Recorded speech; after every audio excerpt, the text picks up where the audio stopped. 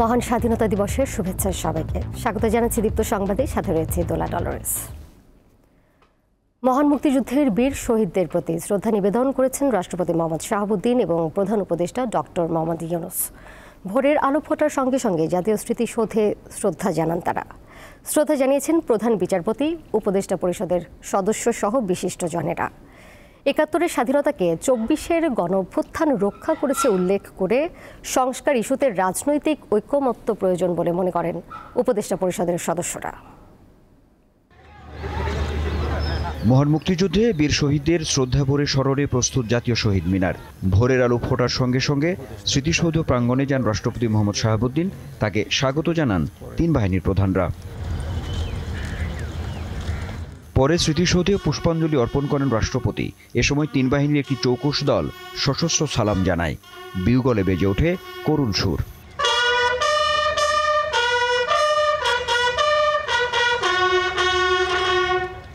রাষ্ট্রপতির প্রায় ২০ মিনিট পর জাতীয় স্মৃতিসৌধে পৌঁছান অন্তর্বর্তী সরকারের প্রধান উপদেষ্টা ডক্টর মোহাম্মদ ইউনূস। তিন বাহিনী প্রধান ছাড়াও উপদেষ্টা পরিষদের সদস্যরা তাকে স্বাগত জানান।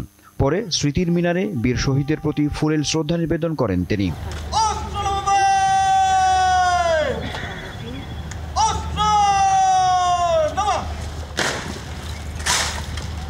শ্রদ্ধা নিবেদন শেষে স্মৃতিসৌধে উপস্থিত অতিথি ও ঢাকায় নিযুক্ত বিভিন্ন দূতাবাসের কূটনীতিকদের সঙ্গে কুশল বিনিময় করেন প্রধান উপদেষ্টা।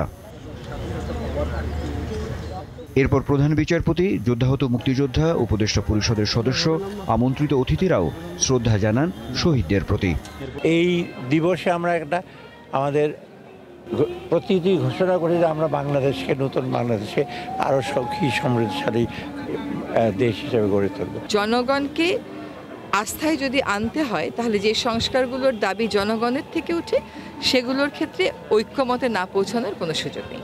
৭১ অর্জিত স্বাধীনতাকে আমরা রক্ষা করার যেই কঠিন লড়াই, সেই লড়াইয়ের একটা অন্যতম ধাপ হচ্ছে ২৪। আর কখনোই একটি স্বাধীন ভূখণ্ডে এদেশের মানুষ আর পরাধীন অনুভব করবে না।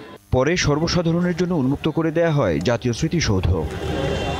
আত্মোৎসর্গ করে যারা একটি দেশ দিয়েছেন, একটি পতাকা দিয়েছেন, একটি মানচিত্র দিয়েছেন, স্বাধীনতার ৫৫ বছরে এসে তাদের স্বপ্ন কি পূরণ হয়েছে? এটা একটা বড় প্রশ্ন। তাই তো স্বাধীনতা দিবসে আজকে সবাই মনে করছেন নতুন বাংলাদেশ গড়তে একদিকে যেমন ঐক্যমত্য খুব বেশি প্রয়োজন, অন্যদিকে আরও বেশি প্রয়োজন এক সাগর রক্তের বিনিময়ে পাওয়া স্বাধীনতার বোধ জাগ্রত হওয়া। আনোয়ার হোসেন, দীপ্ত সংবাদ, জাতীয় স্মৃতিসৌধ, সাভার। এই মুহূর্তে জাতীয় স্মৃতিসৌধে রয়েছেন সহকর্মী এম এ হালিম। তার কাছে জানবো মহান স্বাধীনতা দিবসে মুক্তিযুদ্ধের বীর শহীদদের প্রতি শ্রদ্ধা জানানোর সবশেষ তথ্য। হালিম, যারা এসেছেন তাদের সাথে আপনার কথা হয়েছে নিশ্চয়ই। আজকের দিনে তারা কি প্রত্যয় এবং প্রত্যাশার কথা জানাচ্ছেন?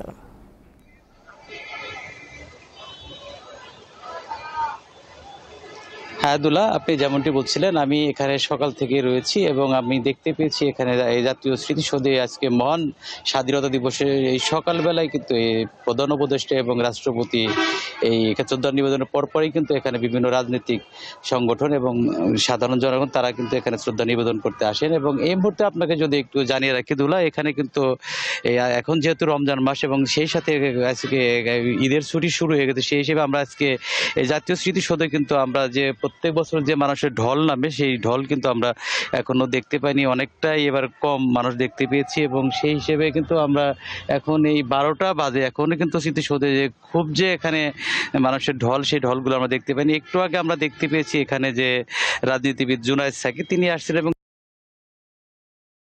দেখতে পেয়েছি এখানে আজকে কিন্তু বিভিন্ন রাজনৈতিক সংগঠনগুলোর মধ্যে যে এই স্বাধীনতার যে অর্জন, সেই অর্জনটা তারা যাতে বজায় রাখে সেই প্রত্যয় তারা করেছেন। এবং এখানে আমরা দেখতে পেয়েছি নতুন প্রজন্ম যে তারাও কিন্তু এখানে এসেছেন এবং সেই সাথে এখানে যারা শিক্ষার্থী বিভিন্ন বিশ্ববিদ্যালয়ে তারাও এসেছেন। এবং এখানে এই স্থানেও যে এখানে যারা রয়েছে এই আশেপাশে যারা চাকরিজীবী তারাও এখানে এসেছেন। সব মিলে এবার আমরা দেখতে পেয়েছি যে প্রত্যেক বছর হচ্ছে এবার কিন্তু সুশৃঙ্খল ভাবে কিন্তু মহান বিজয় দিবস পালিত হচ্ছে। তাছাড়া এখানে কিন্তু বিক্ষিপ্ত ঘটনা আমরা দেখতে পেয়েছি। একটু আগে কিন্তু এখানে দেখতে পেয়েছি এখানে একটি মানে দল এখানে আসছিলেন, যেটি মুক্তিযোদ্ধার একটি মানে দল এখানে আসছিলেন, যেটি মুক্তিযোদ্ধার যে একটি তারা লাল পতাকা নিয়ে আসছিলেন এবং তারা এখানে এসে জয় বাংলা জয় বঙ্গবন্ধু স্লোগান দেওয়ার পরে আমরা দেখতে পেয়েছি একটু বিশৃঙ্খলা পরিবেশ হয়েছে এবং পুলিশ এসে এখানে কয়েকজনকে এখান থেকে ধরে নিয়ে গেছে। সব মিলিয়ে আমরা দেখতে পেয়েছি আজকে এই সকাল থেকে কিন্তু এখনো অবধি কিন্তু এই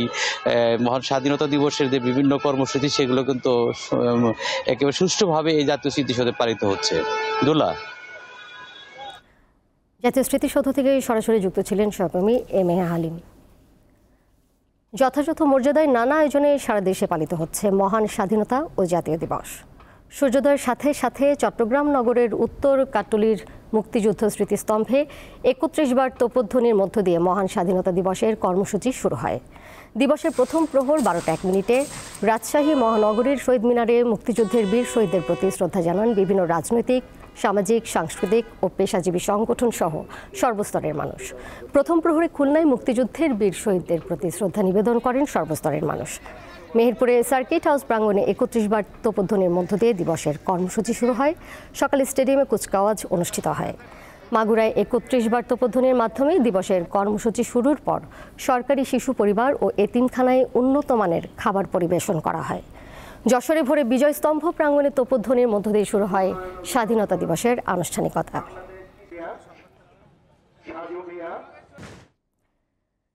দেশের সংস্কৃতি অঙ্গনের অগ্রণী ব্যক্তিত্ব, সঙ্গীতজ্ঞ ও ছায়ানটের সভাপতি সঞ্জিদা খাতুনের প্রতি শেষ শ্রদ্ধা জানাতে তার মরদেহ নেওয়া হয়েছে ধানমন্ডির ছায়ানট সংস্কৃতি ভবনে। সেখানে এই মুহূর্তে রয়েছেন সহকর্মী আজিজুল ইসলাম, তার কাছে জানবো সবশেষ তথ্য। আজিজুল, নিঃসন্দেহে আসলে এই মুহূর্তে ছায়ানট প্রাঙ্গণে শোকের আবহ, যেহেতু সঞ্জিদা খাতুন মুখর পদচারণা করেছেন এই ভবনে, আজ তার নিথর মরদেহ রাখা হয়েছে। সার্বিক পরিস্থিতি জানাবেন, কারা কারা এসেছেন শ্রদ্ধা জানাতে এবং এখানে তার মরদেহ কতক্ষণ রাখা হবে, কখন শহীদ মিনারে নেওয়া হবে?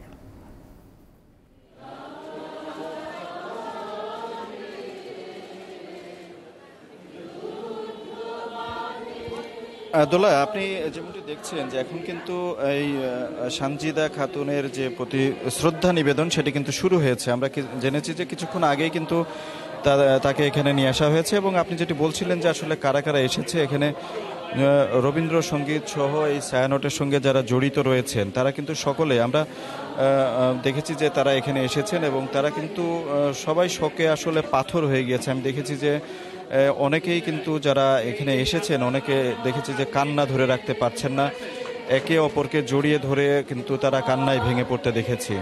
আসলে এটি হওয়াই স্বাভাবিক, কারণ সঞ্জিদা খাতুন আসলে এই সাংস্কৃতিক অঙ্গনের যে ভূমিকা রেখে গেছেন, আপনি নিশ্চয়ই জানেন যে তিনি গতকাল স্কয়ার হাসপাতালে যখন মারা গিয়েছেন এবং তার আগে ১৯ তারিখে তিনি হাসপাতালে ভর্তি হয়েছিলেন, তার আগ পর্যন্ত কিন্তু এই বাঙালি যে সংস্কৃতি রয়েছে সেটি কিন্তু সমৃদ্ধ করার জন্য তিনি কিন্তু কাজ করেছেন এবং দীর্ঘ জীবন তার কেটেছে কিন্তু এই বিষয়টি নিয়ে। এবং আপনি জানেন যে তিনি শিক্ষকতা করেছেন ঢাকা বিশ্ববিদ্যালয়ের বাংলা বিভাগে। সেই শিক্ষকতার সাথে কিন্তু তিনি কিন্তু গবেষণা করেছেন এবং তার কিন্তু মূল বিষয় ছিলই কিন্তু এই সংস্কৃতি বিষয়টি নিয়ে। আসলে সংস্কৃতির ভুবন আসলে তিনি আলোকিত করেছেন। তার প্রায় ৯২ বছর বয়স হয়েছিল। আমরা যতদূর জেনেছি যে এই আগামী ৪ এপ্রিল তার ৯৩ বছর বয়স পূর্ণ হওয়ার কথা ছিল আর কি। এবং সেই তার আগ মুহূর্তে তিনি চলে গেলেন এবং তার এই দীর্ঘ জীবন ধরে কিন্তু তিনি বিষয়টি নিয়ে কাজ করেছেন। এবং এই যে ছায়ানট আজকের যে প্রতিষ্ঠানটিতে তাকে রাখা হয়েছে মরদেহ, এই প্রতিষ্ঠানটিও কিন্তু তার হাত ধরে, যে কজনের হাত ধরে গড়ে উঠেছিল তার মধ্যে তিনি কিন্তু অন্যতম।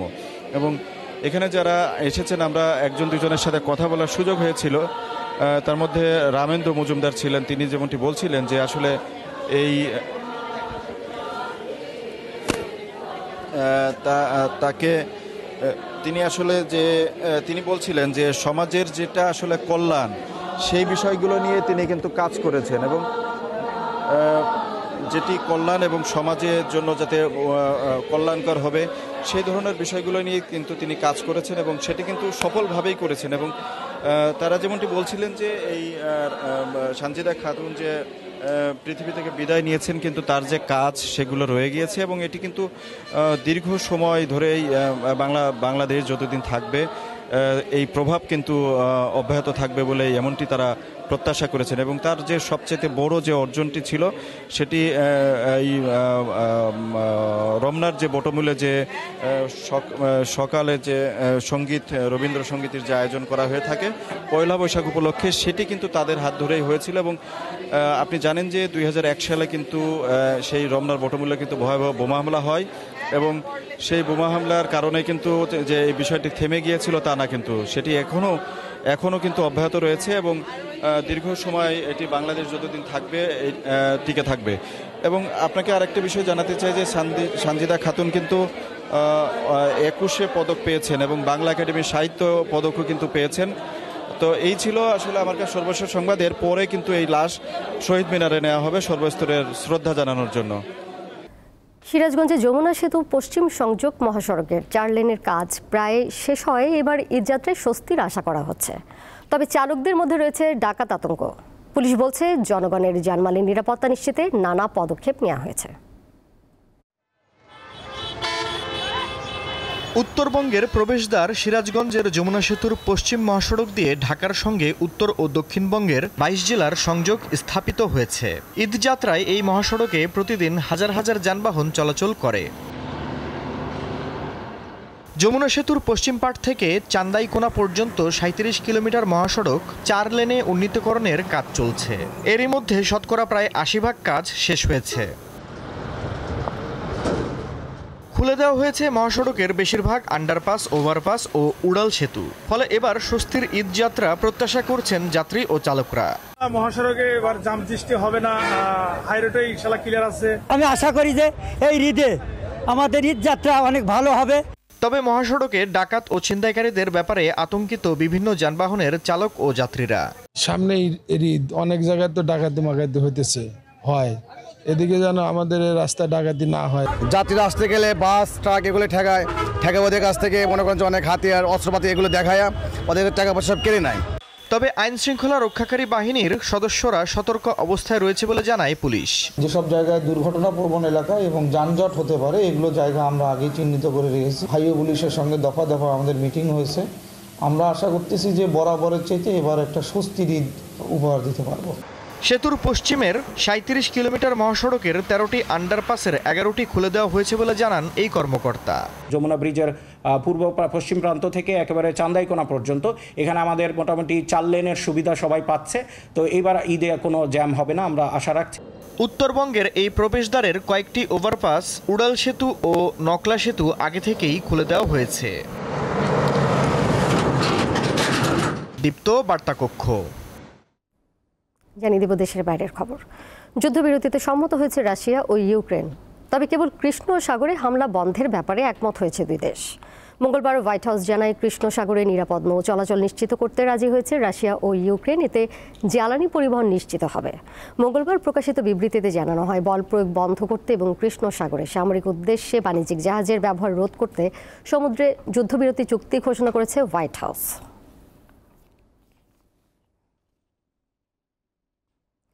কানাডার আসন্ন নির্বাচনে ভারত প্রভাব খাটাতে পারে বলে মনে করছে দেশটির গোয়েন্দা সংস্থা কানাডিয়ান সিকিউরিটি ইন্টেলিজেন্স সার্ভিস। গোয়েন্দা সংস্থার উপপরিচালক ভ্যানেসা লয়েড এই অভিযোগ করেছেন। বার্তা সংস্থা রয়টার্স জানিয়েছে আগামী 28 এপ্রিল কানাডায় নির্বাচন অনুষ্ঠিত হওয়ার কথা রয়েছে। ওই নির্বাচনে ভারতের পাশাপাশি চীন, রাশিয়া ও পাকিস্তানও কানাডার নির্বাচনে হস্তক্ষেপ করতে পারে। কানাডীয় গোয়েন্দা সংস্থা CSIS এর উপপরিচালক ভ্যানেসা লয়েড বলেন, বিরোধী রাষ্ট্রগুলো কানাডার নির্বাচনে হস্তক্ষেপের জন্য কৃত্রিম বুদ্ধিমত্তার ব্যবহার বাড়াচ্ছে। তবে কানাডার গোয়েন্দাদের এমন অভিযোগ অস্বীকার করেছে ভারত। এই ছিল এখনকার মতো। পরের সংবাদ নিয়ে ফিরবো দুপুর 2টায়। দেখার আমন্ত্রণ রইল। এছাড়াও আরও তথ্য এবং বিনোদনের নানা খবরাখবর জানতে যুক্ত থাকুন দীপ্ত ডিজিটাল প্ল্যাটফর্মে। সবাইকে ধন্যবাদ।